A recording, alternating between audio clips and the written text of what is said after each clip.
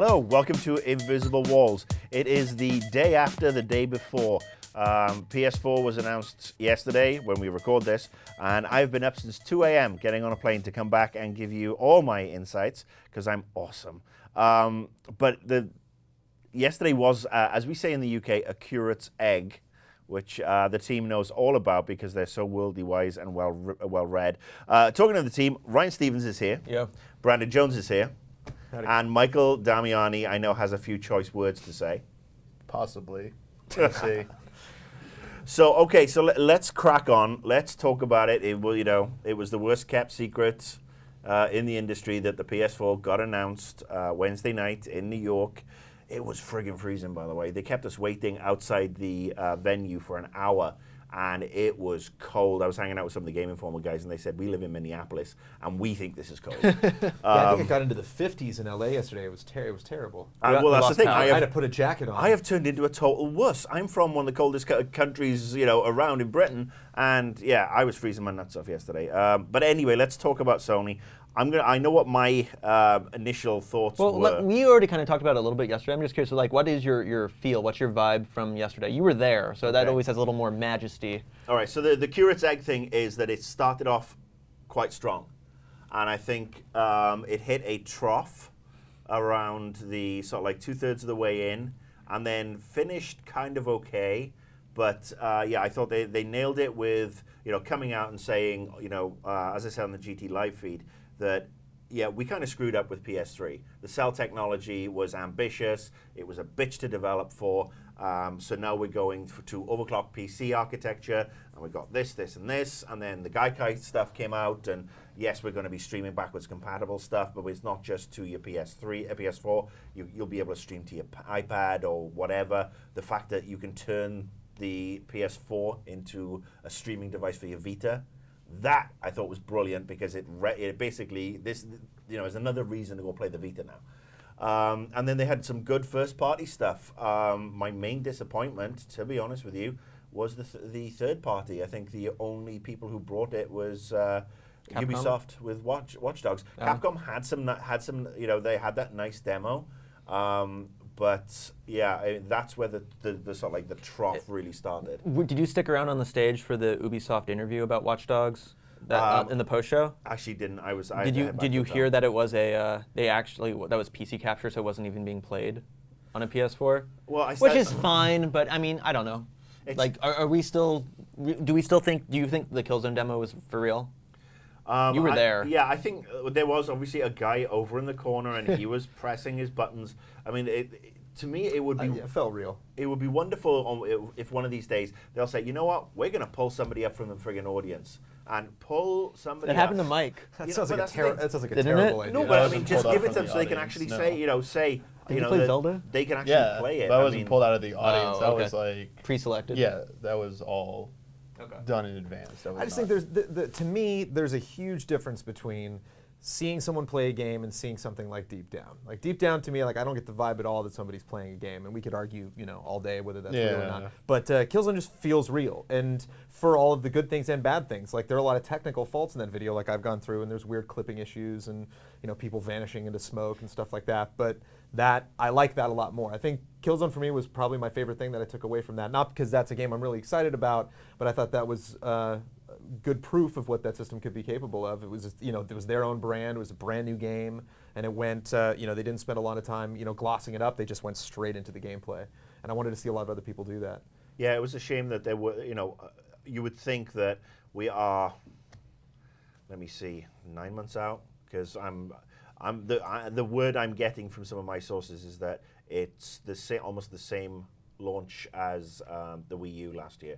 It's about 2 weeks before Black Friday. Well, that makes sense. I mean, almost all of the rumors ended up being true. Yeah. All the big rumors, anyway. So, I mean, we're talking about 9 months from now. They should have had a couple more games to show that were actually playable, and that's where I think third party in particular dropped the ball. I mean, yes, Ubisoft showed PC stuff, but it's actually, considering, again, it's an overclocked PC, there's that transition that isn't actually huge to convert from one to the other. They're always gonna create on the PC and then port over, because both next gen consoles now are PC architecture. So Yeah, it had its ups and downs. Was I glad to be there? Yes, I really enjoyed the fact that I got to talk with people after and before. I mean, a lot of other industry people. I was hanging out with Adam Sessler and a bunch of other guys, and we were just like, going through all the rumors, pretty much like I'm sure you guys were, on the pre-show and the after show. I think they actually put together one of their better press conferences. Yeah, I think a lot of our disappointment was, we'll get into the Square thing in a minute, but it was good, and we wanted it to be great. We want things to be awesome. We wanted them to show all this stuff and then be like, and there's going to be even more at E3. And it felt like they were holding stuff back. I personally don't care so much that they didn't show the hardware, but I can completely understand why a lot of people are upset. Yeah. The Destiny stuff, there was 4 seconds of new things. They brought the 4 guys on stage. Everyone's going, oh my God, they're going to do a co-op demo. No, I mean, there was a lot of announcements without a lot of dazzle, Yeah, it was definitely style over content towards the end. I thought the Destiny thing was absolutely useless. I mean, like you said, it was. Well, speaking of useless, I mean, let's talk about Agni's philosophy. Part 2. Yeah, it would have been nice if it was the same thing we'd seen before at last E3, and it was kind of like a surprise that they didn't Square Enix didn't put that out as a trailer in one of the press conferences last year. So this year, what did they do? They just show off the same thing. They didn't even do what they did behind closed doors at E3. They actually showed it running in real time. They paused it, adjusted camera angles. I was expecting it when they said it was going to be the Luminous Studio engine. They were going to just maybe pause it, do it with a PS4 controller, and show it running on whatever it was supposed to be running on. But they literally just showed the same trailer for that. It was boring. It wasn't the worst thing. I wasn't I'm bummed about this. It was what they did afterwards that was kind of Square Enix still hasn't learned, that they do shit wrong. It's, hey, let's get a guy up here, the head of Final Fantasy's brand. Oh shit, what are they gonna announce? Oh, check out at E3, got more news for you. It's that you really brought this guy on stage just to say that. What the hell was the point of that? I think that's where Sony is also accountable, because they were pandering. They were pandering to the Square Enix audience, and they built them up only to rip them down. Square Enix should have their asses kicked. I'm actually concerned about Square Enix right now, because they have Tomb Raider, and then there is nothing on the schedule really. They just announced Murdered. The murder Soul thing. I can't remember what it's Suspect called. that comes out. When did that get announced? They got announced yesterday, right before all the crap went down. But this is what's funny. It's sorry to derail real quick. It's an early 2014 title for PS3, 360, and PS3. Early PS4. PS3? No. They didn't, in the press release, PC, it was 360 and PS3. Yeah, but I mean, they didn't say thing, PS4 in the press release because it was before the press conference. But so what? Early and 2014. That's kind of weird. And Watch Dogs is still coming out for PS3 as well. Yeah. I mean, we're going to see a lot of this overlap. They're doing. Yeah, they have to do that because the install base of the new systems is not going to be where it's a new launch. They're not going to be able to sell enough to cover their costs, so they need to put it on PS3, 360, and PSE to get the cost back in development. Sony will have another 2 Christmases of PS3. There'll be a price drop for it next year. This year they'll do quite well, and next year they'll switch to the PS4, much like everybody else that has in previous iterations. I got no problem with that. We're going to see crossover. Are we going to see GTA 5 on the PS4? Probably, because again, that PC architecture makes it so easy to build. I thought it was very interesting that it almost seemed like it was a Western-led press conference. From the get-go, when Cerny came up on stage and it was yeah, I'm the guy who was the lead architect on this, and it's this is a major shift from Sony, a bold shift, and one perhaps they've been a little a little too slow in doing.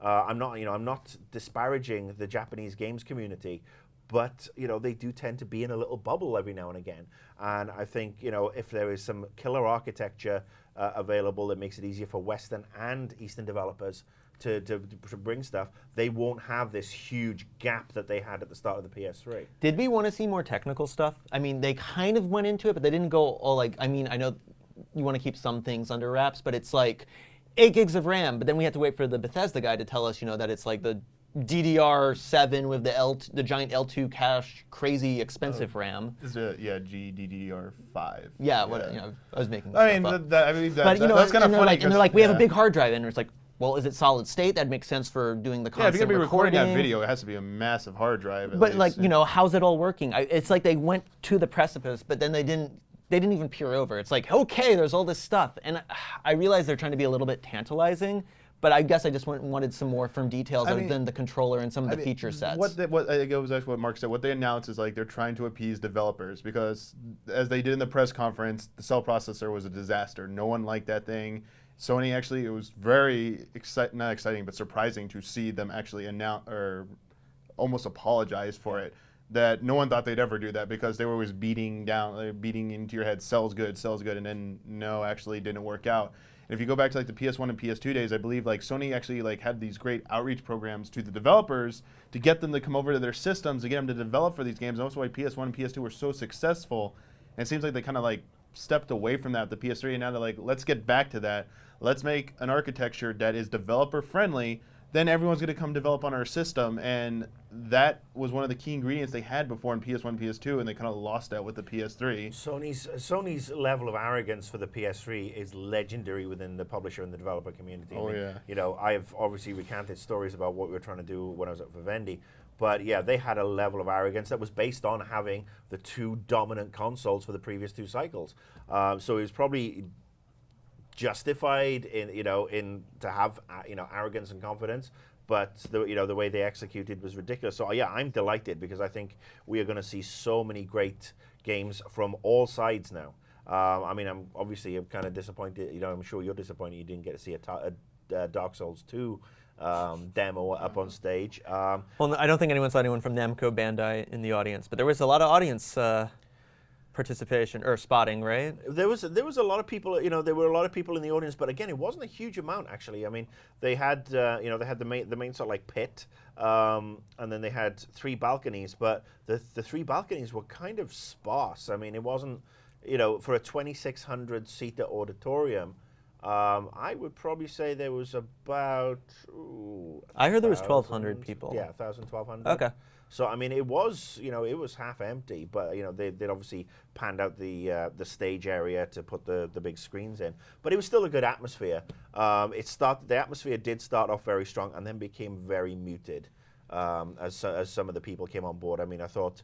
That first the Havoc Tech demo they showed, the Unreal Tech demo. Well, that's what I want to get at. What actually was the kind of reaction? Because it was kind of other than the tech demos, it was kind of like, here's the PS4, this is what it can do.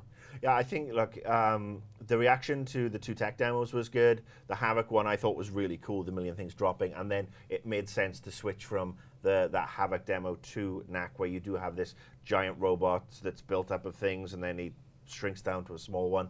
It looks interesting. I mean, it looks, But was there an actual feel in the crowd? There wasn't really a huge sort of like, gasping and ooh-ahing and.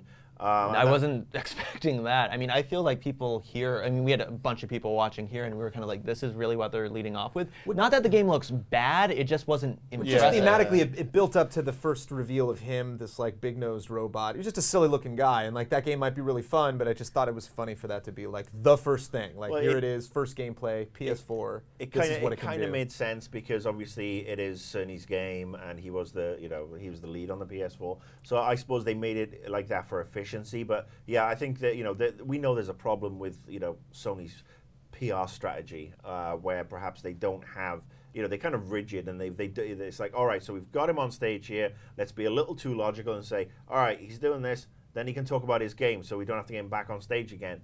And sometimes, when you're in a press conference environment, you have to step back and say, all right, well, that's not the first game we need to show. The first game we need to show needs to blow everybody's balls off.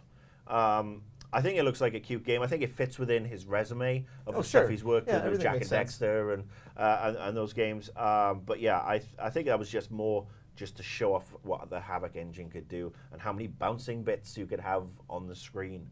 Like I said, I got to say that the Killzone demo really showed off a lot. It did actually evoke it kind of evoked a Mass Effect 3/Halo feel to me with Killzone. Because I mean, that's what again, the PS3 has Killzone and has Resistance, which have always tried to go toe-to-toe with Halo. And I think this one feels, whether it's, because it's brighter, sleeker, shinier. I remember people kept saying, colors! Yeah. Watching, they're like, look at that, colors in a Killzone game. But I mean, other than red and gray. Yeah, well, it's good. I mean, the fact that you see it, you zoom in as you're, you're flying in, you land, and you see everybody going off and, doing all the different stuff. You see the attack coming in, and then, all the way through to that zoom out to show how big that entire area is. And you got one side which is bright and fluffy, and then you got the wall, and on the other side it's hell on earth.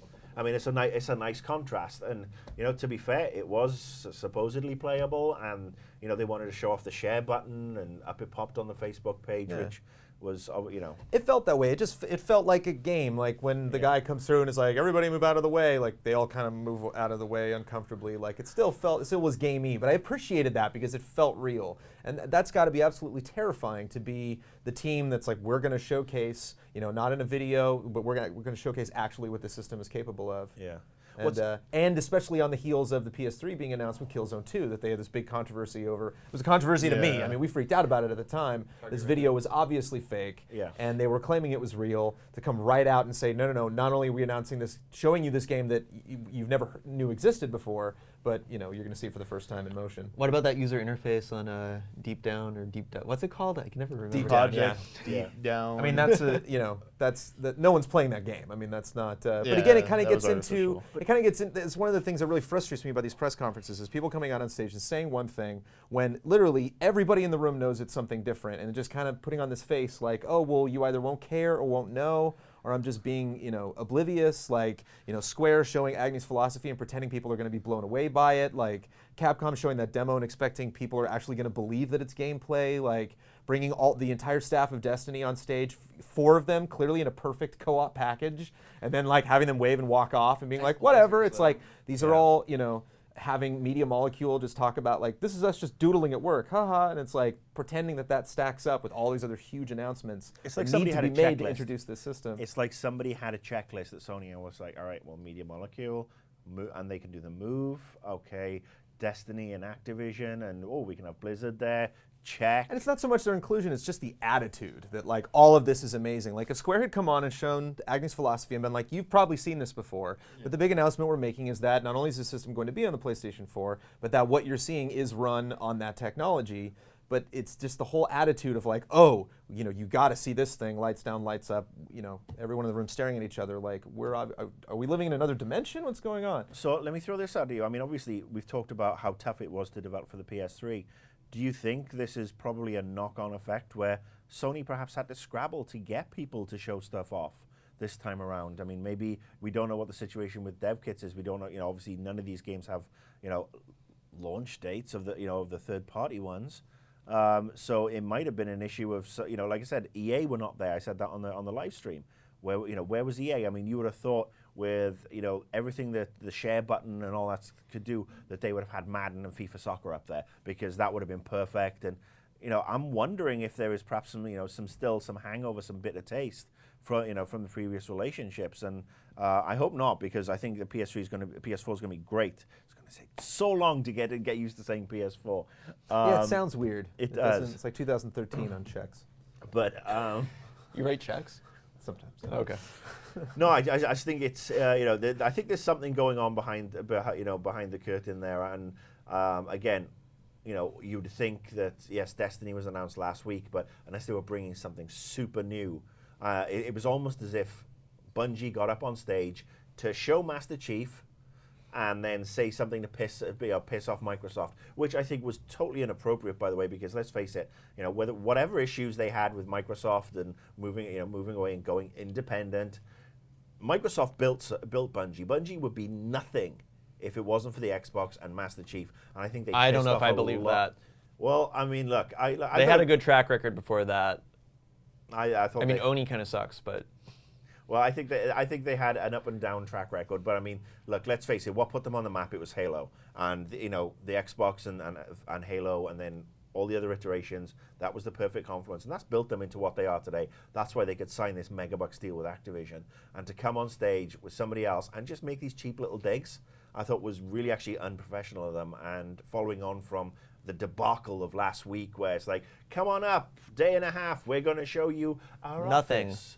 oh look, pictures of our team. Yeah, do you guys want to talk about Destiny for like 10 seconds? I mean, Well, what's there to talk about? no, We that's know the this, thing. yeah. I've read a ton of things, helped cut down Jeff's first take video, watched that vid doc like 4 times, and it's like, I feel like they're shouting at us and saying all this stuff, but I still have only like the most fragmentary idea of what to expect. It's like, it's going to be like PlanetSide, but with spaceships, and it looks like Halo. PlanetSide meets Guild Wars 2 with spaceships and shooty guns, only on the consoles because Bungie can't develop for the PC. Well, they want to inside. They've actually been on a bit of a tear with this whole nobody plays with keyboard and mouse. They I mean, you know, anus, head, far up it. I mean, much. I mean, you know, Bungie. I wouldn't go that far. They've been a bit dickish over the last couple of weeks, to be honest with you. I'm just surprised that, like you said, they brought 100 people up, and we still have like the vaguest idea. It's so sketchy. Oh, and the fact that it was a pre-order exercise, to be honest with you. I mean, it was like ironic that, you know, there were so many people pissed that they, you know, they were dragged up, they did all this stuff, and, you know, as soon as the embargo was up and they could talk about it, a lot of people were complaining, and then, boom, Monday morning, here's the GameStop pre-order page for a game that is right now scheduled for December the 31st of this year because, you know, they're not going into next year. So it was basically, it was, you know, Adam Sessler summed it up when he said, it felt like a corporate Kickstarter. And it looks like that was the idea. We're flying everybody up. We're going to generate all this buzz. We're going to put the pre-order page up, and everybody can plonk down $10 to pay for the funding of the game. That's what it feels like. Welcome to an episode of Annoyed Gamer. Yeah, well, I think they're just, I think they're so excited about the announcement. And the thing that honestly does excite me about it, which is kind of the same reason I think Infinity is fascinating, is they see more and more about, you know, companies accepting the fact that there are some games that you play really quickly and then you put away. And then there's some games that, you know, you're going to, like Call of Duty or World of Warcraft, you're going to be playing for a really long time. And if you have a model like World of Warcraft, it's kind of like these, you know, it's kind of like a roller coaster where it's like they do really well whenever a, you know, expansion launches, and they do really well whenever the last boss, whenever we can kill Arthas or we can kill like the last boss. And then there's kind of a lull because nothing's happening. And so they're kind of looking at the long-term approach and saying like, well, we're going to do this for 10 years. We're going to do this big thing. And there's always going to be a reason to get involved. It's not just something where like, oh, when we make an announcement, that's when you come back.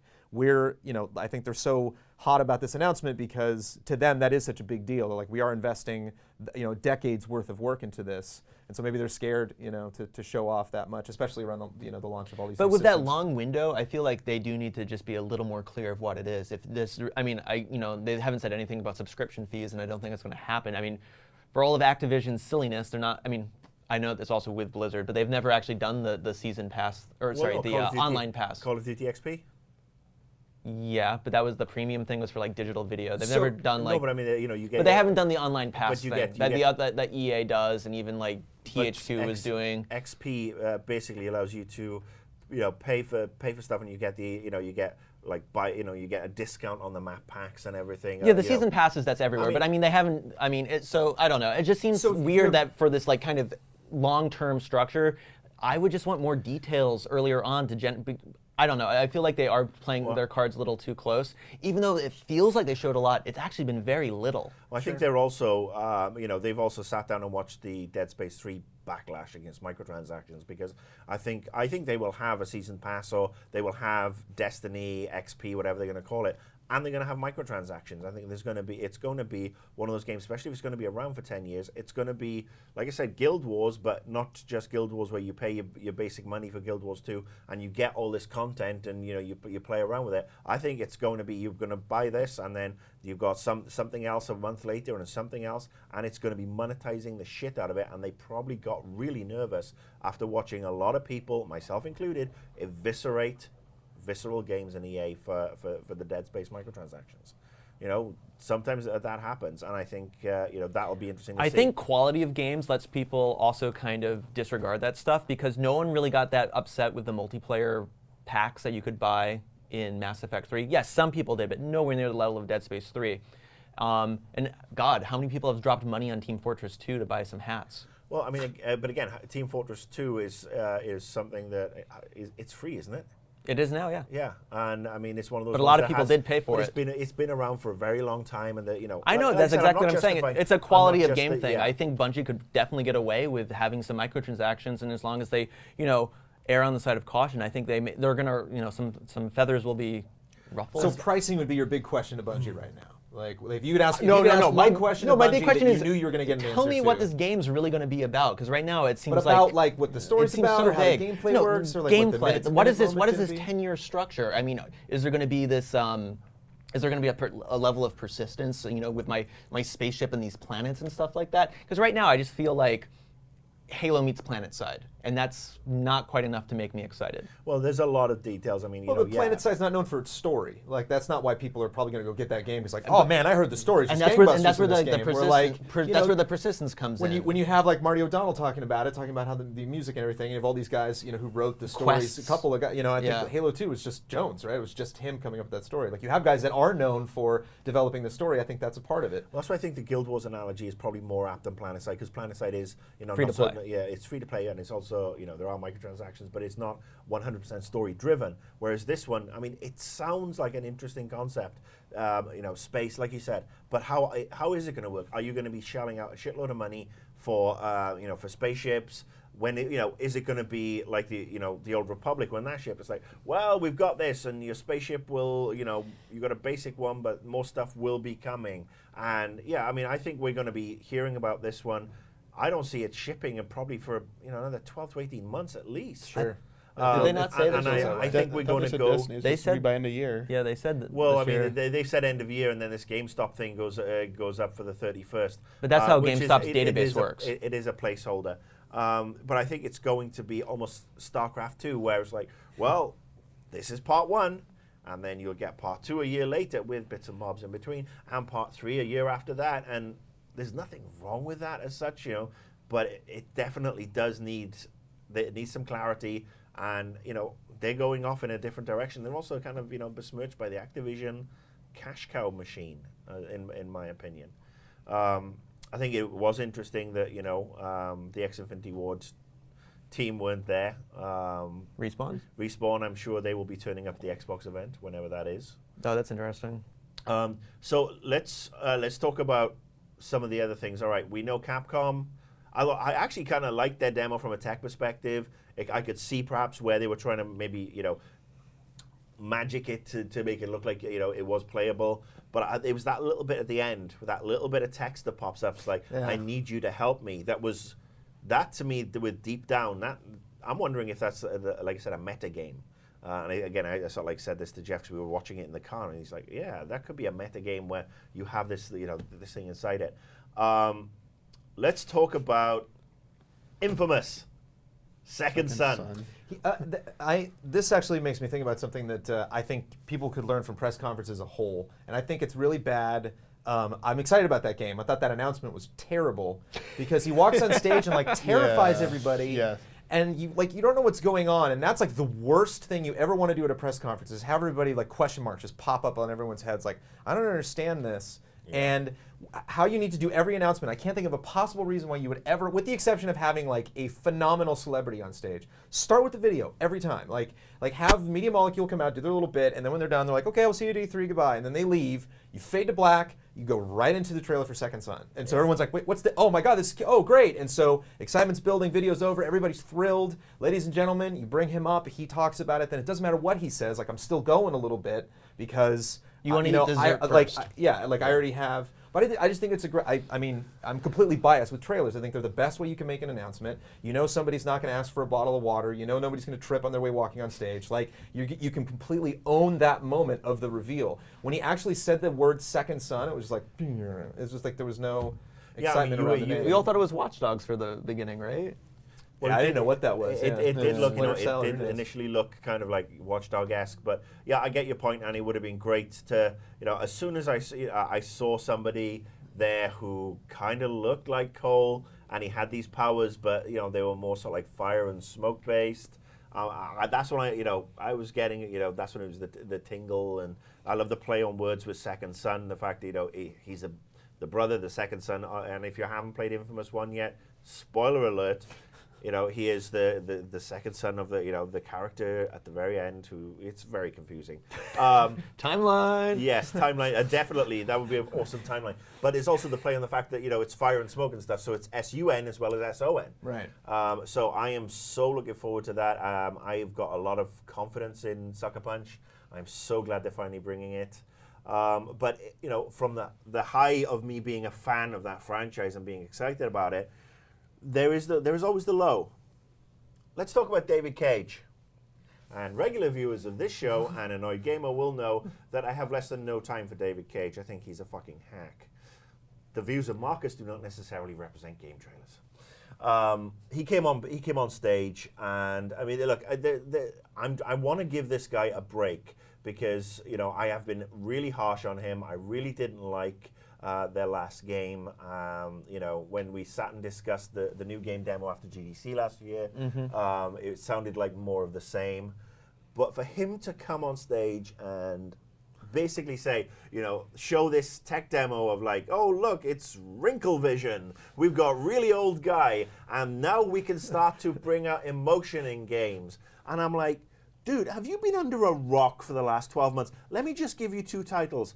Journey, which brought up a lot of emotion. I mean, joy, wonder, curiosity, fascination, that level of surprise when, you see somebody come in for the first time. And then there's The Walking Dead, which was, guess what? Game of the Year last year for a lot of people. You might have heard about it, where the writing was so strong that you gave a shit about these characters. Graphically, it was not the cutting edge. They didn't have 50,000 wrinkles and sunspots and everything. You could see it though. You could see emotion in their faces. You could see emotion, but it was the writing and the quality of the voice acting that really brought you in and put you in these quandaries and made you feel that when you lost somebody, it's like, oh shit, what's going to happen in the game now? And that to me, I mean, it's funny how many people I spoke to last night who actually turned around and said what I like to say in that he should just piss off and go and direct movies. Oh, see, I disagree. I mean, I like that he's swinging the bat, so to speak. I'm glad I'm upset that the Republicans have completely co-opted this word, but like maverick, like I'm glad there is someone here who isn't maybe completely focused on where we kind of see games going and trending where we want to see them go, and we do have someone kind of swerving a little off and trying to do this weird storytelling. Should he write his own scripts? No. I'm glad that there is someone here who has enough clout that he can actually go in this direction. And I did like Heavy Rain. I loved Indigo Prophecy. I think Indigo Prophecy is a better game than Heavy Rain. I never played too much of Omnicron, but I'm glad there is a guy here that somehow has some money and some swagger to do this stuff and kind of position things a little differently than we'd expect. The head should have had some context, though. That was kind of weird. It was very techy. It would have been interesting if they actually got an actor people might have recognized, kind of like they did with Ellen Page. But it was fun. I remember thinking it was weird when he said, when he's like, you can see this old man, and you could really know where he's been. And I was like, well, he had a cup of coffee before he went in the mocap booth, but that was about it. Like maybe a crap. Maybe read the paper, checked his email on his smartphone, but like that's all I'm really getting from this guy. He just seemed kind of dull. The tech was great, but like he wasn't really emoting that much. Unfortunately to me, David Cage feels like a triumph of style over substance. And I mean, that's what I would say about Heavy Rain. It was style over substance. Is it great that you can have this technology? Yes, but to me, as somebody who digs stories in games, if you can't back it up, it then becomes the level of, it's one of the reasons I've ragged on Final Fantasy, where they've gone from, some great story within the game to cutscene. Look at how wonderful the tech is. Honestly, the tech matters, but nowhere near as much to me as emotion-inducing gameplay, stories, voice acting. Mass Effect had it. There are lots of games that do it without showing off how wrinkly everybody can be or how great Ellen Page. But I do agree. He has done some missteps. Like there's been some arguments about the opening scenes in Heavy Rain where you're helping your son do his homework and stuff, and I found that really boring. But I knew what they were trying to do. They were trying to pull at the heartstrings, and I didn't think they were successful. But I would still give them credit for trying, because I mean all the analog picking things up and all that bullshit, it was ridiculous. Because again, it was the tech over characterization. I'm still glad that there are people that are trying to do this. Trying and failing. Well, there was an interesting. I mean, having him there kind of was representative of. We haven't talked about Witness yet, but I thought that was a great example of how many different things they had. At the show that they had. Killzone kind of took care of that department along with Destiny a little bit, even in a vague sense, and then.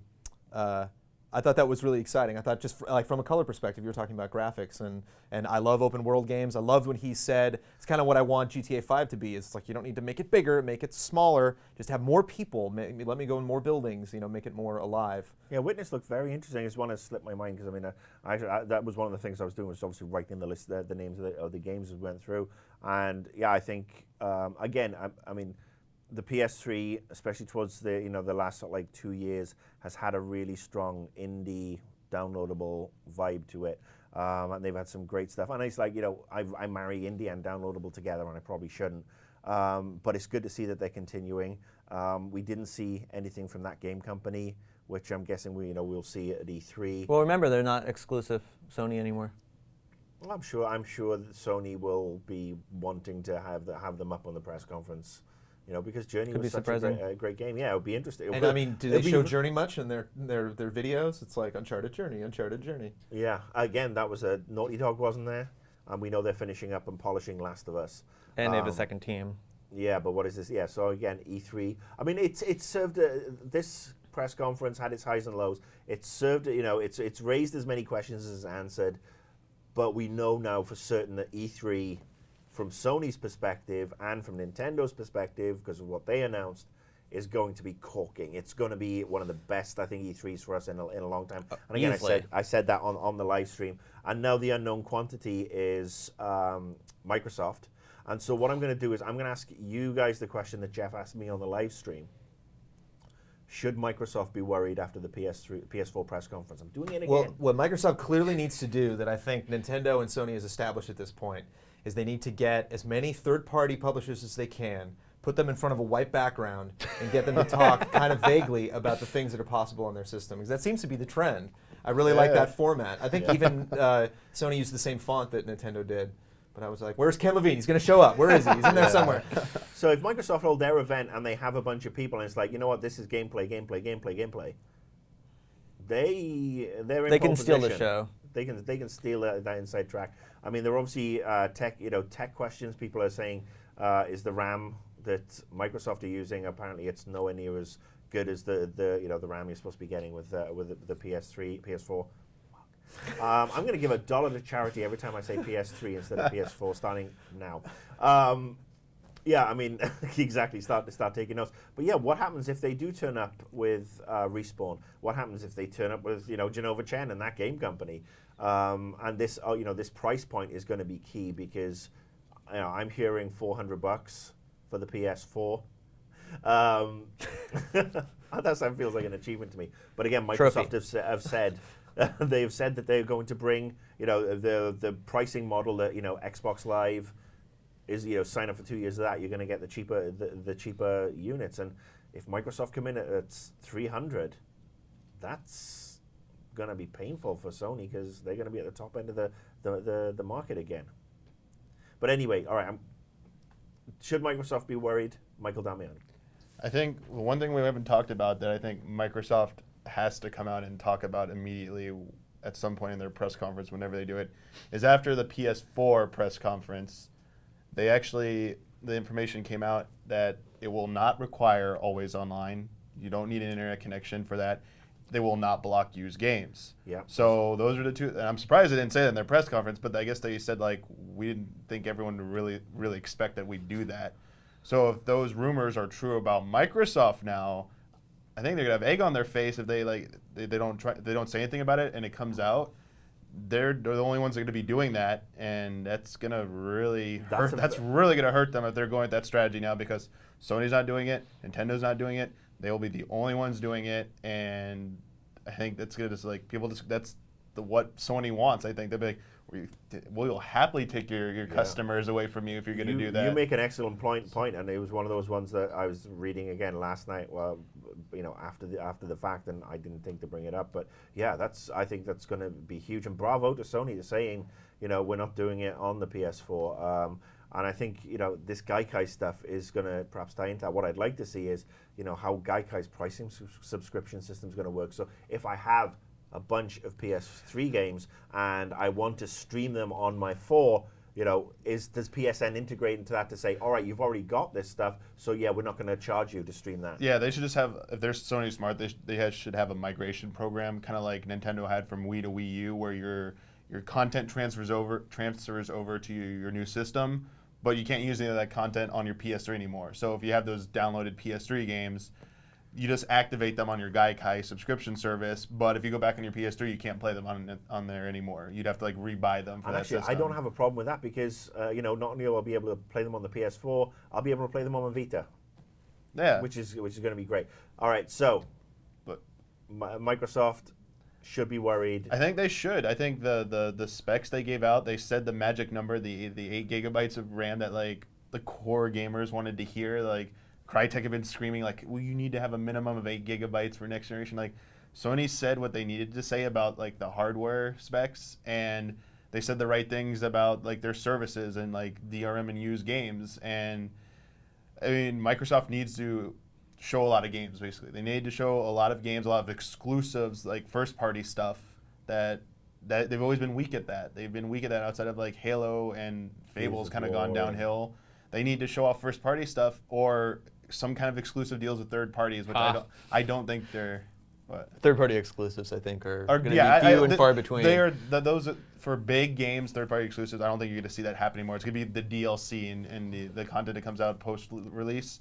But yeah, Microsoft needs to have one of their best conferences. Brandon, I agree. I think great. Right? I think one of the things. Oh, God, you did it again. I think one thing that Microsoft doesn't have, it just doesn't feel like that to me, is Sony's definitely cashing on the legacy. They start the press conference showing the PS1, the PS2, the PS3, the PS4. We were, everybody was debating forever, are they going to call it the PS4? Of course they are. They showed that one trailer back in the day of the PS10. That's definitely their vision. You feel that they kind of look at this as something that is not a decision that are they going to make it or not. Of course they're going to do another generation every time. It's just how is that going to evolve? Where things change so drastically with the 360. That I don't know. I kind of have this nervous feeling that Microsoft's going to try to do something completely different, especially from the name of the system, forward. So yeah, like Mike said, I think they're going to have to do something incredible. They're obviously going to have a lot of content there that is the stuff that we've never ever seen before, nonstop. Not just Connect 2. Yeah, Ryan Stevens. Now that all the architecture is going to be the same, I think a lot of the ports are going to be the same. And yeah, will this Connect 2 or the cameras and the crazy controller on the DualShock give you these little tiny gimmicks that are going to make the games different? Yeah. Is it really going to matter? No. I think loyalty is one of the most fickle things we have in this industry, and everyone thought PlayStation 3 was going to came out a year later, but now the install base in the States, at least, is definitely 360. Is that going to matter? I don't know. I think they're in an interesting position to maybe acquire maybe some additional studios or lock some stuff down. I think in the end, like it should be, it's going to be about the games and who's going to bring it. But the DRM stuff, super interesting. I think consumer watchdog groups are it's not going to just be libertarians in New Hampshire who care about this. That's going to be a lot of people who care about it. They're actually going to get into a lot of trouble in the European Union with it as well, where the laws are actually very strict with that sort of stuff. Do I think Microsoft should be worried? Last night I said no, but again, I'd forgotten about the always on DRM and the no use game. I think if anybody can pull it out, it's Microsoft, because they are the past masters at marketing. They have been able to hit their points in the past, and their press conferences have generally, except for the last 2 years, since they got Connectified, have been really quite good. But they have, I think, 8 to 10 weeks to really sort of reel us back in, because the Sony hype train now it's going to gain momentum, because we know there's going to be more stuff announced. We know there's going to be more stuff shown. So yeah, Microsoft have got to bring it.